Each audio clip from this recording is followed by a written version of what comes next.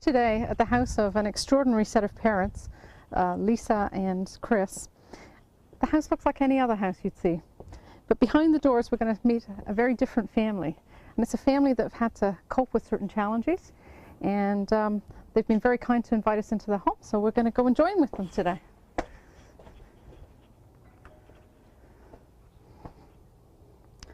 Hopefully they're still home. Hi, Chris. Hello. Come on in. Thank you.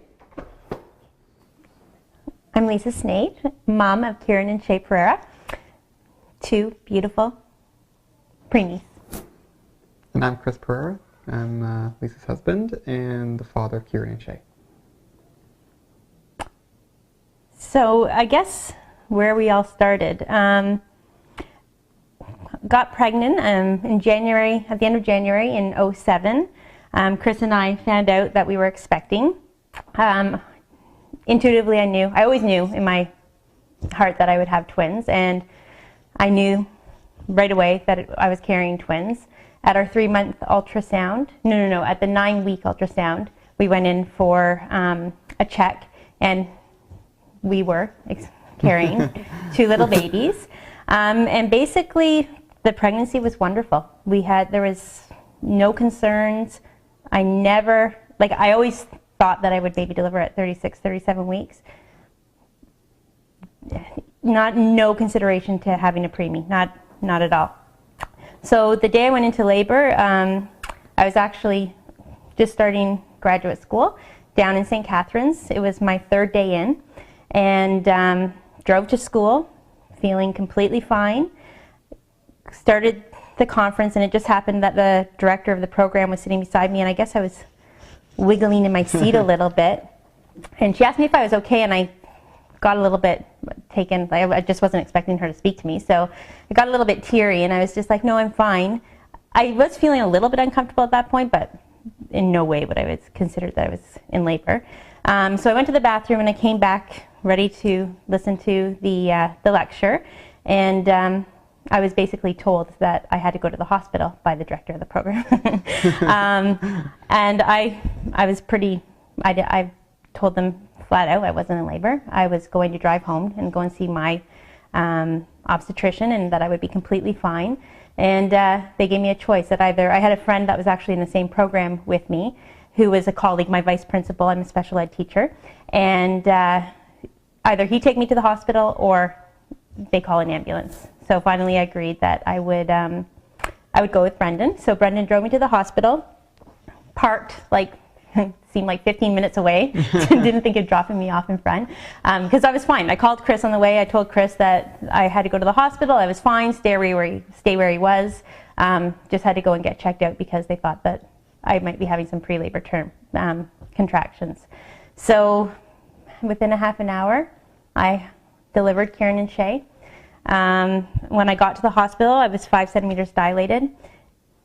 I'd never been pregnant before, so I don't know what contractions felt like, but basically I wasn't in pain. I was just a little bit uncomfortable, and I had to go to the bathroom. And yeah, Brendan, my vice principal, was with me in the room while I was getting prepared, off to the side a little bit because we weren't that close, but he was amazing, and called Chris. Chris kind of got on in the tail end, and I delivered the babies on my own in St. Catharines at a hospital where I used to work, and I felt a little bit uncomfortable because I knew that they wouldn't be equipped for 26 weekers, but they were amazing. Everyone there was amazing, and delivered the babies. 2 teams from MAC came to help look after Ciaran and Shay. Yeah, basically prep them for wherever they were going to go next, because they wouldn't be staying at St. Catharines Hospital. So until they got determined which location, which hospital would be able to take them, they were prepping them and getting them ready for that, I guess, that transfer.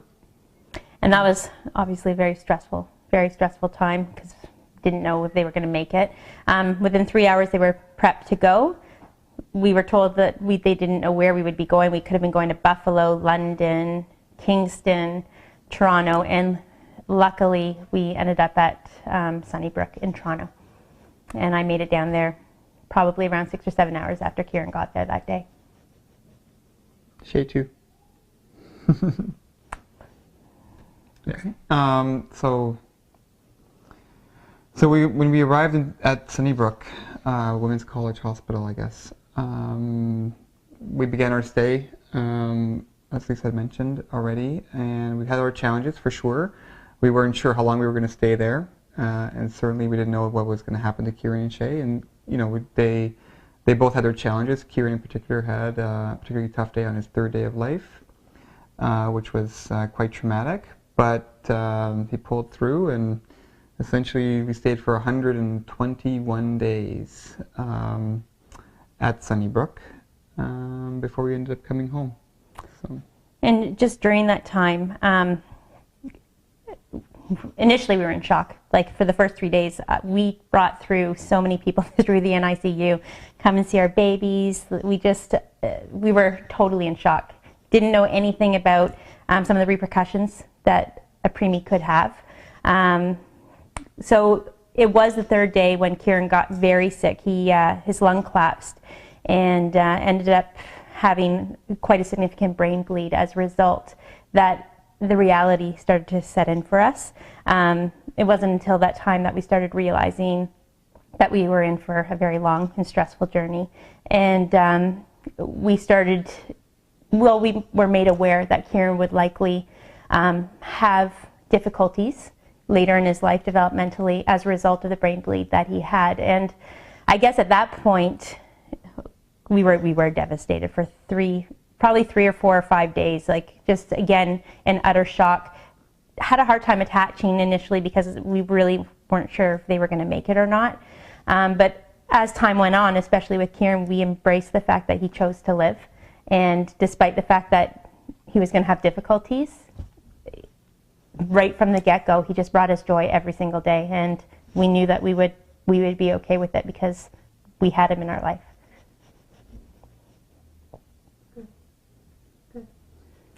I think initially, just because we were in hospital for so long, we kind of put everything that we knew behind us, that we had all of these appointments and we had to do all of these things, and we were hoping that life would be just a little bit more normal because things were so not normal within the hospital environment. I thought that I would be able to go to like the Mother Goose, like with different mothers, go and visit my friends for coffees, visit my family. And we realized quickly that that wasn't going to be our reality. Not only because of Ciaran and Shay's needs, but the fact too that we had 2 babies. So the first couple of weeks, Chris took 3 weeks off work. Yep.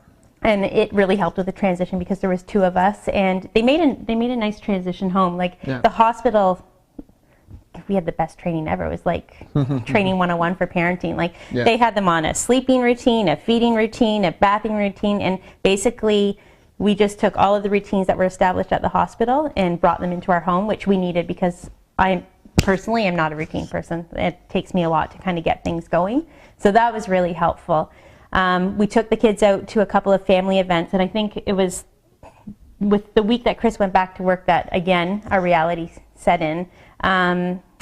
We had one day that Shay was at home with us, Ciaran and Shay, and my parents were actually here, and we had the public health nurse come to our house, and basically the public health nurse's role was just to educate us on what's available in the community for our children because they were preemies, they may need extra supports.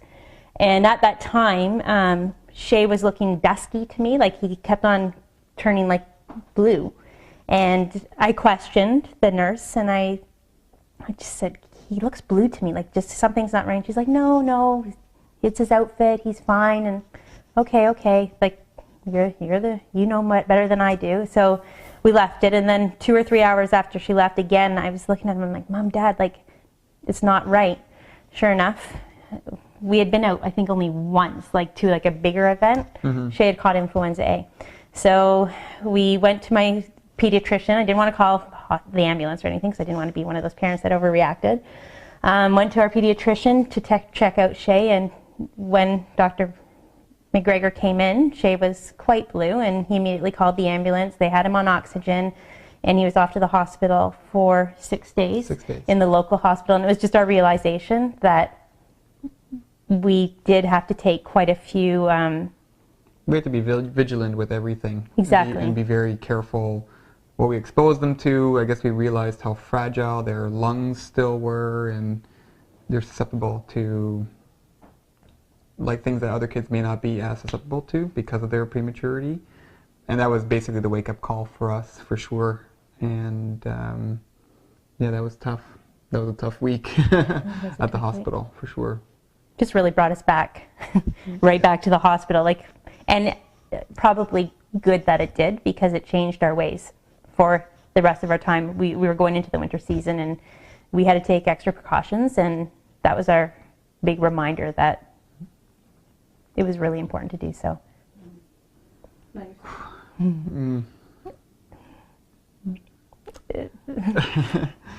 Our family's been amazing.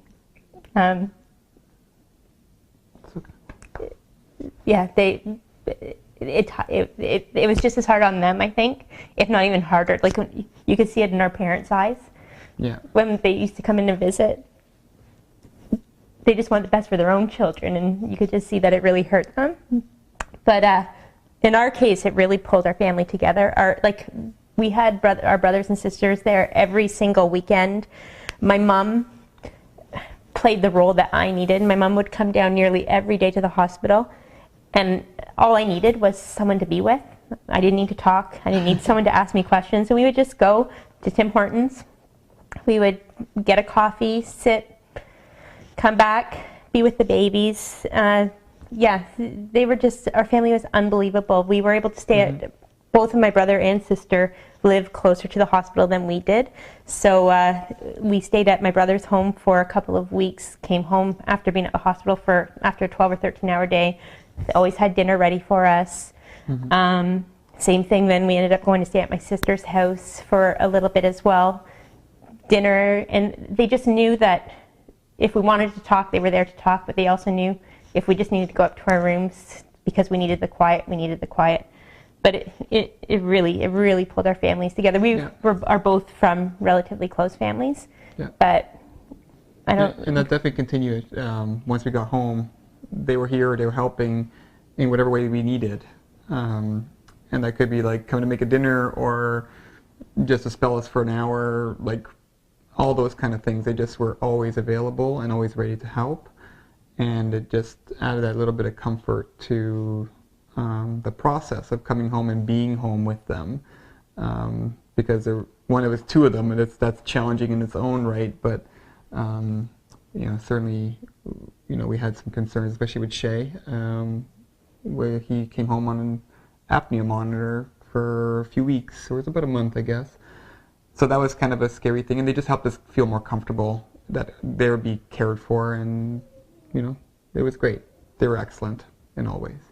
Well, I think especially, I guess it's sort of two parts. During the stay in the NICU, we had tremendous support and questions and emails, and we just couldn't keep up with all those things. I mean, we're desperate to also, we wanted to share our sons, not so much that they were born premature, just that they're here, and we were just, I think there was a lot of excitement around that too, even though we had a little bit of fear, but we ended up starting a blog. But we started the blog because it was one of the first couple of days while we were at the hospital. The lady downstairs, the receptionist, we were talking to her, and she's like, yes. Over one half of the phone calls nearly from coming into the hospital today was for your room. And my friend said to me, because she was here visiting, Tina and Marie, and within an hour, 10 people had called, and I was retelling the same story because we felt that we wanted to share what was going on. Not everything, but we were keeping people informed. And my friend Marie said, she sent an email that night, and she's like, I don't know how you feel about this, but you may want to consider, because your boys need your energy, and your boys need your attention. And these are all well-intentioned family and friends. But if you set up a blog and post kind of a daily update that will take you 10 or 15 minutes, you can put your time and energy to where your time and energy needs to be, which was a brilliant idea. And it ended up becoming a great thing for us because it was a journal of Ciaran and Shay's stay at the NICU. And looking back, because we were under so much stress, I don't remember much. No, same here. It's a bit of a blur. Yeah.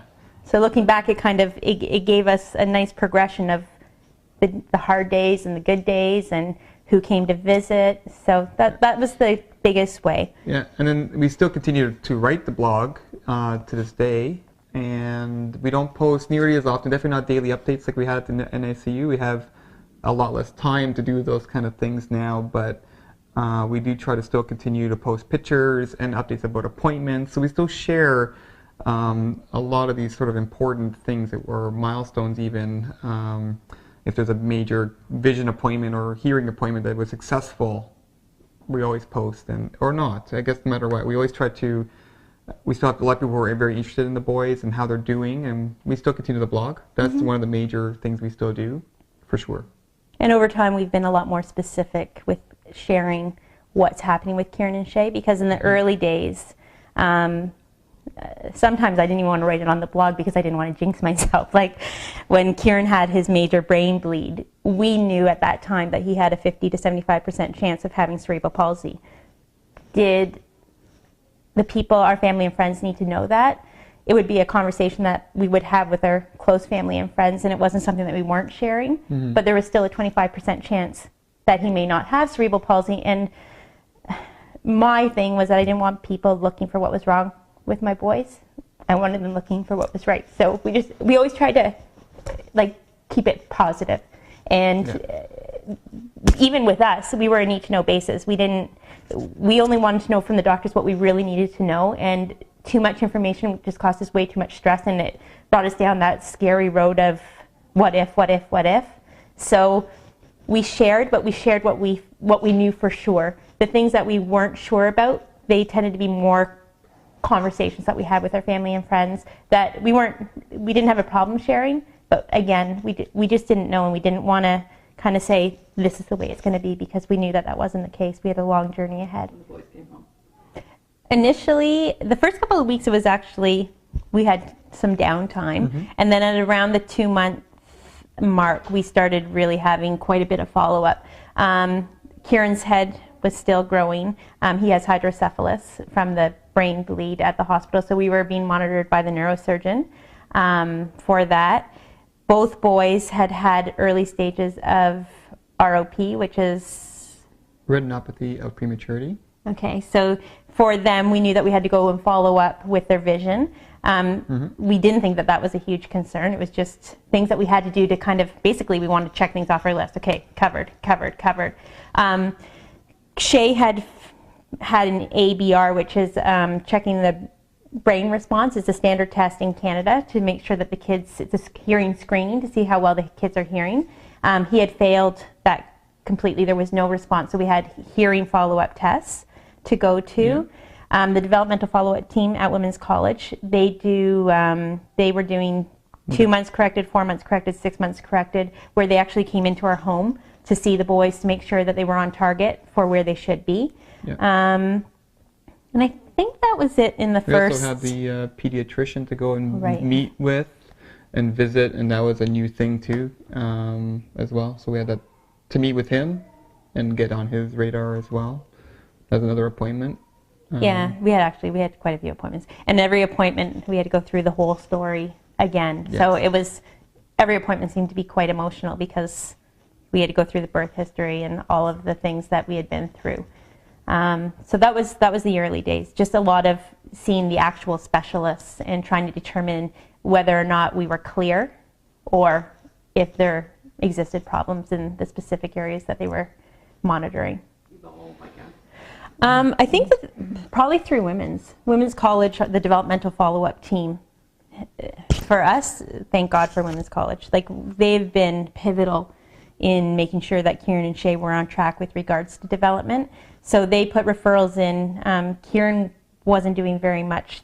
We were seeing delays as soon as we got home. He wasn't really moving that much. His eyes weren't tracking. So the developmental follow-up team came to the house, and they asked that we go to Dr. Bunning for our follow-up. So we went and got our follow-up. At that time, the doctor felt that both boys' eyes looked quite fine. We went back to Women's College, and it didn't quite sit with them. Maureen, the physiotherapist, is like a little pit bull, and she just, right from the get-go, she's been on, and she's taught me so much with regards to not being scared to advocate for the kids or to ask questions, because initially I didn't want to, I know that we only have so much time with each doctor, and I respected what they had to say, and they're the experts, and we took it away. And she taught me, you know what, if it doesn't seem right, go back. So she sent us back to go for a double check for the vision piece, and it ended up being that Ciaran did in fact have some major issues going on with his eyes. What's it? Optic hypoplasia was what we ended up finding out, but we started patching his eyes as a result of going back and getting it checked out again. And what that did is it really helped us get Ciaran's vision going, because the brain is very plastic. My background in school was on early intervention, and luckily I knew that in the first 2 years, in the first 6 years, but in the first 2 years, it's the time that you really have to work the brain, because there can be damage, but you can rework it. It can be rewired, and because of the patching over time, Ciaran's vision improved and improved and improved. And to this day, I credit Maureen for just pushing us to go and just get a second opinion. So with regards to therapy, what therapy looks like now, we've been hooked up with many of the amazing resources that we have in Halton. The Infant, Child and Development Program, both boys were receiving occupational therapy through them. We had a developmental consultant coming into our home just to make sure that she was teaching us how to play with the boys instead of how to do therapy with the boys, which was really important, because at the beginning there were so many things coming at us that it was really overwhelming to try to fit everything into the day that you forgot. I kind of started getting into that. I'm a therapist, and she always helped remind me, no, you're a mom. You're a mom. And they took on that part. We had people coming in from EC Jury for hearing therapy, because both boys have a condition called auditory dysynchrony. We went to another community service for hearing therapy as well. So basically we were doing 15 to 20 hours a week of therapy with actual therapists. On top of that, we're doing our own therapy, playing with the boys at home, just trying to work the skills that we've been asked to work. Tips. You know, you're talking about all these appointments and everything. What are your tips that you would give to parents out there? I think one of the first things we learned pretty early was that we always thought in our heads that we had questions we wanted to ask, and then we quickly realized that the doctors it's such a short time you spend with them that you either forget something or you don't ask it in the right way you were hoping to ask it, I guess is the right way of putting it. So I think one of the biggest things we learned was that we better come to the appointments, our questions written down, the way we wanted to ask them, and we made sure that as much as they were trying to get us out of the room early because they had to get into their next appointment, that we stopped them and we asked our questions and we got all of our answers before we left. That was probably one of the biggest things that we learned. That was one of the most important items that we had to learn. I think too, having two of us, there was always two of us at the important appointments. Because we would come home sometimes and I would be explaining to one of our family or one of our friends what I heard from what the doctor said, and Chris would be like, what room are you in? And I would tell her what really he said. And it happened a lot, because I think sometimes I heard what I wanted to hear, whereas Chris is a very detail-oriented person. I would just kind of take the big picture, but sometimes I don't think that I explained the big picture as correctly. So having 2 ears was really, really important, because it really just made sure that we were getting all of the information that we needed. Another thing is just trying to create a system for all of the paperwork. The paperwork is overwhelming, all of the reports that we were getting from all of the therapists and the recommendations. Again, I am not an organized person, but just from seeing some parents coming in through as a special ed teacher, I had seen once a mom come in with a binder. So what we did was we created a binder, one for Ciaran and one for Shay, with dividers. So we had a vision section, a hearing section, the neurosurgery section, a developmental section, and what we did was we would put the reports in the section so that whenever anyone needed any background information, we could just pull out the binder, we knew exactly where it was. And that was really helpful, again, because with the amount of outstanding issues that Ciaran and Shay had, things got really confusing. One of them had a hearing loss in the right ear, one of them had a hearing loss in the left ear, one of them had tight right leg muscle, one of them had a tight left muscle. So it was very easy to get confused with both of them, and it just allowed us to say, okay, let's take it out, look, and this is the way it was. So those were probably the 3 most important tips. And I think lastly, just trusting your gut. Yeah. The doctors are experts, and we've had the best. We've been so impressed with everyone that we've worked with. But it's okay to ask questions, yes. and it's okay to ask the same questions over again to make sure that you have the understanding. And it's okay to second guess sometimes, because you're the mother. This expert seeing your child sometimes for 10 or 15 minutes. That's just one little piece. Your child doesn't always react the same way in the doctor's office than they do in your own home. So just being able to advocate and trust your gut and realize that you're the expert on your child. Yeah. It took us a while to learn that, but it's really helped along the way. Now, you've spoken about goals today. You spoke about the physiotherapy goals that you strive for. Do you have bigger goals that you look for? Do you look at a short term versus a long term? What's your outlook? For their life? But in general, like, do you take one day at a time? How do you approach it? Well, I guess from my perspective, I'm always looking to the future and trying to break down how we get to this, future goal. For example, it might just be something as simple as getting them walking, for example, and we've been working on that for a while, and we always try to look at what steps we need to take, break that goal down, and try to work on them step by step until we can get there.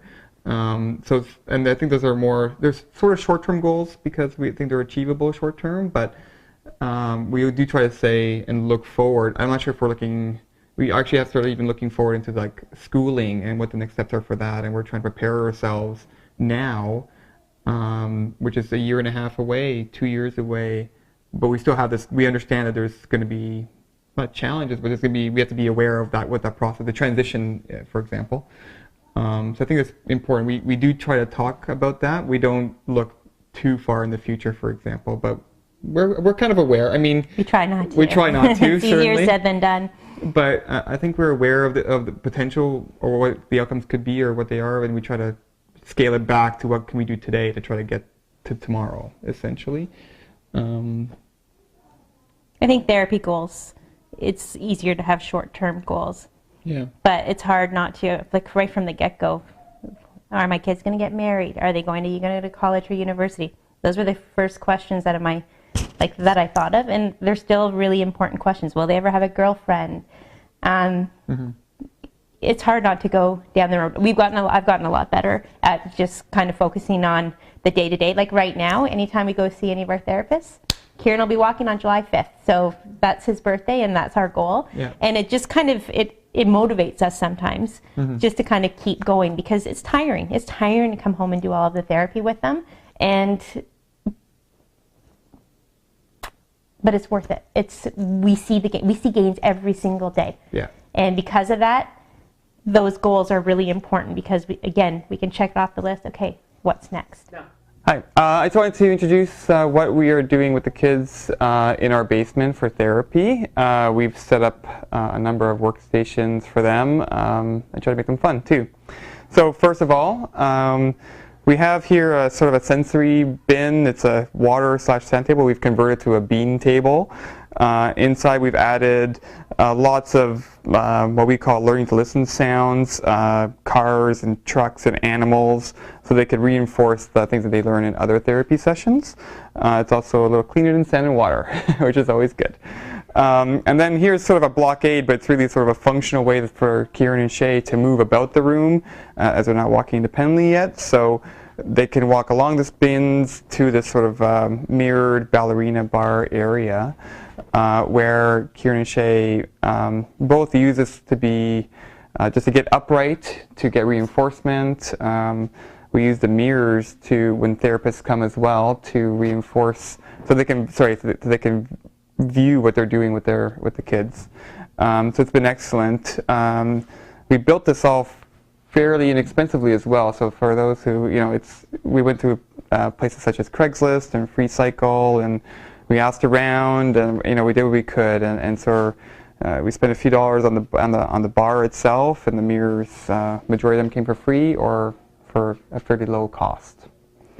In the middle here, we have sort of parallel bars sort of concept, and the idea is to help Ciaran and Shay just feel upright and get the movement of being upright and on their feet. We're working very hard right now on getting them on their feet.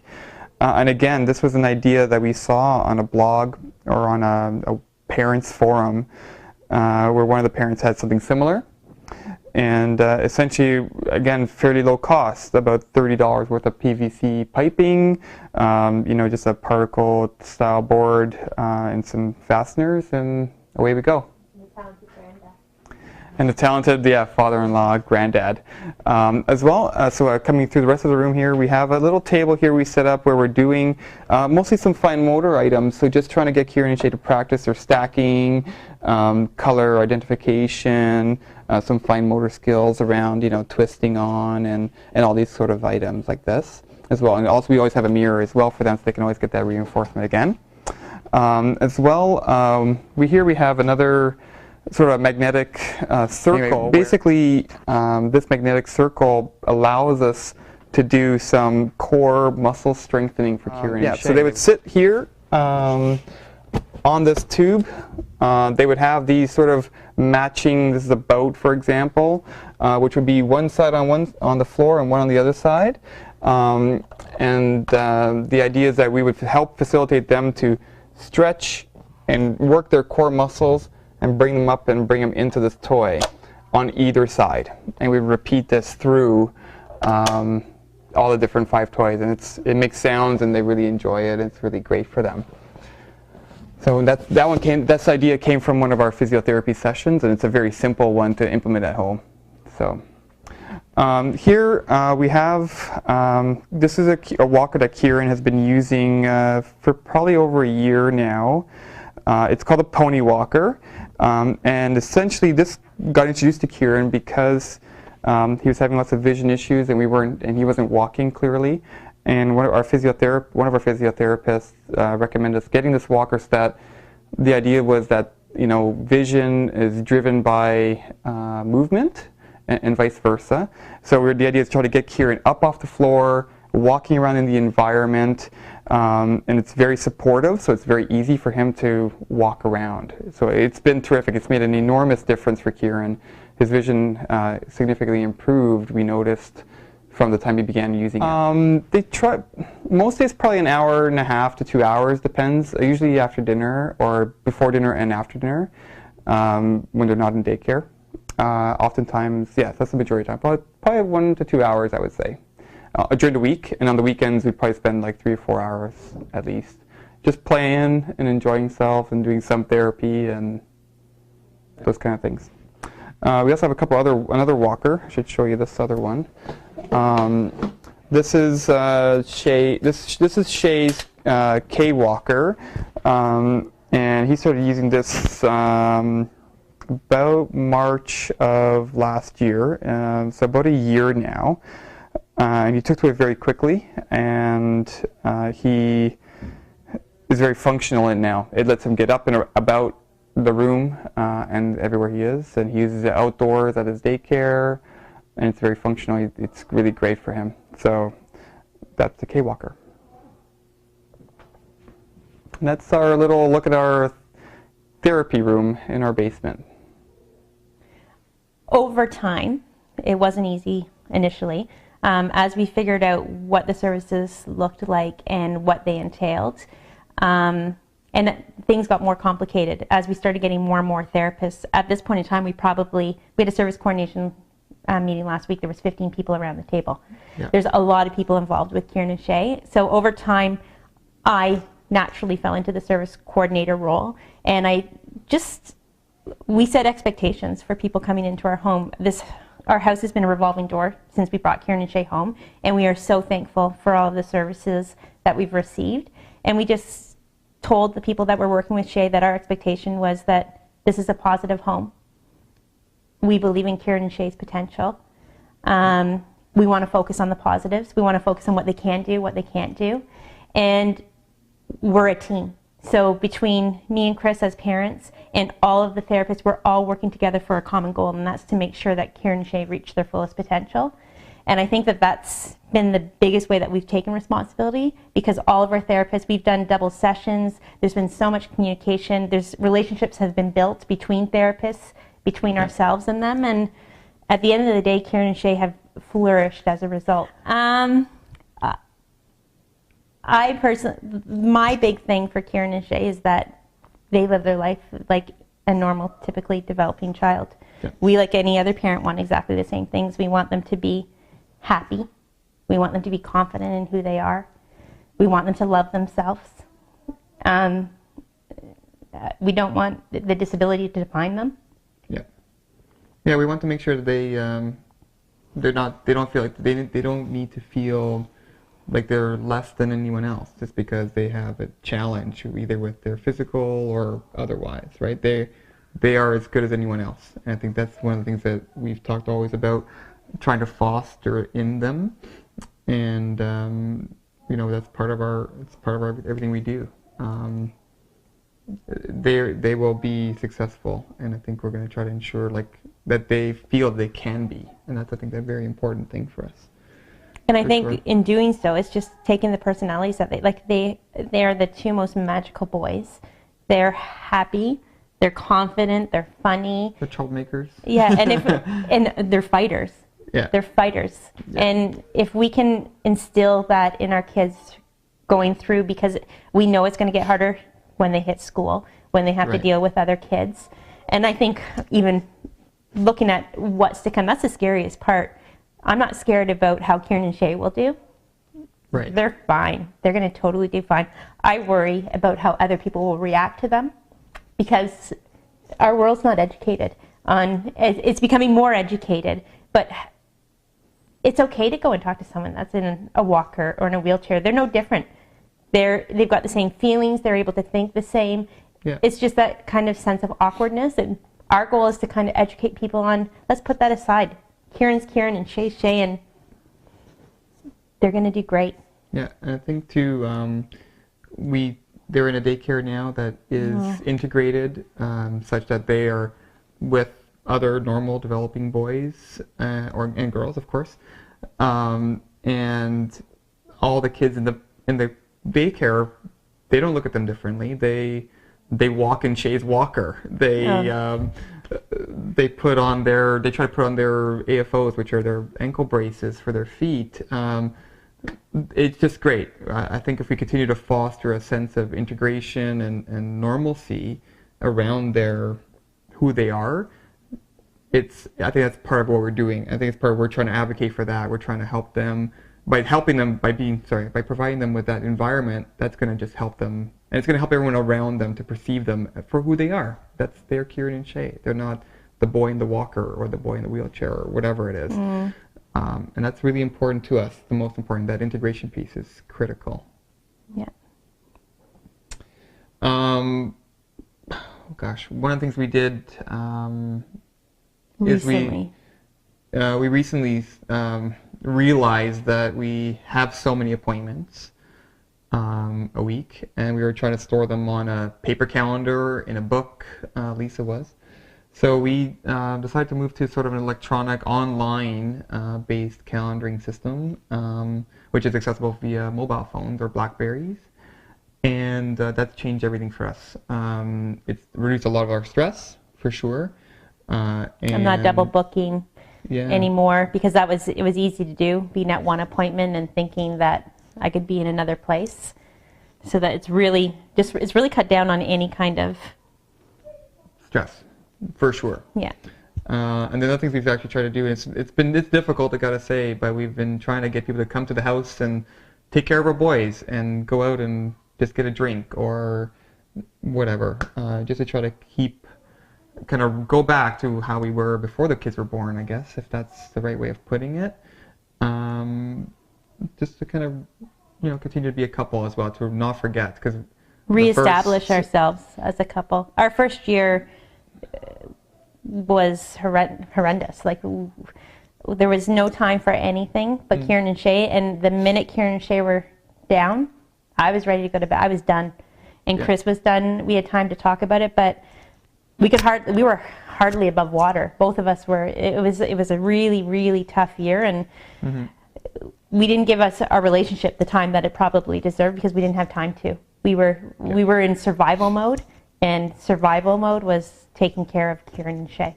Yeah. So we're getting back on track. This is 2.5 years later, in that we are starting to make more time for ourselves. Now that Ciaran and Shay, it's a little bit easier to bring them out. We're able to do more family things together as well. Yeah. And it's been important because you need that time. You need that time away from the kids, and you need to make sure that you continue to work on your relationship, because it's the relationship.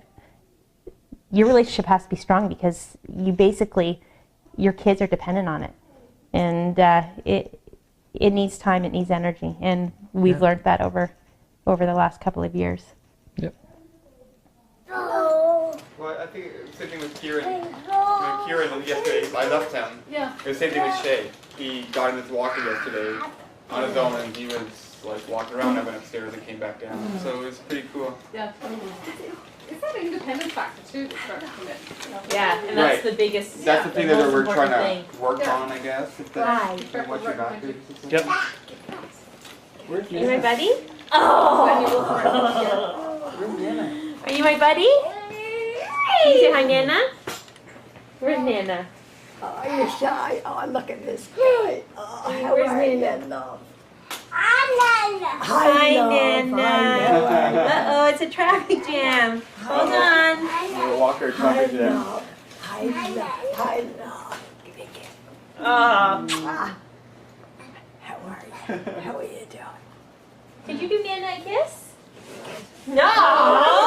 No, kiss your picture, no. Oh, he walks away. Oh, Shay.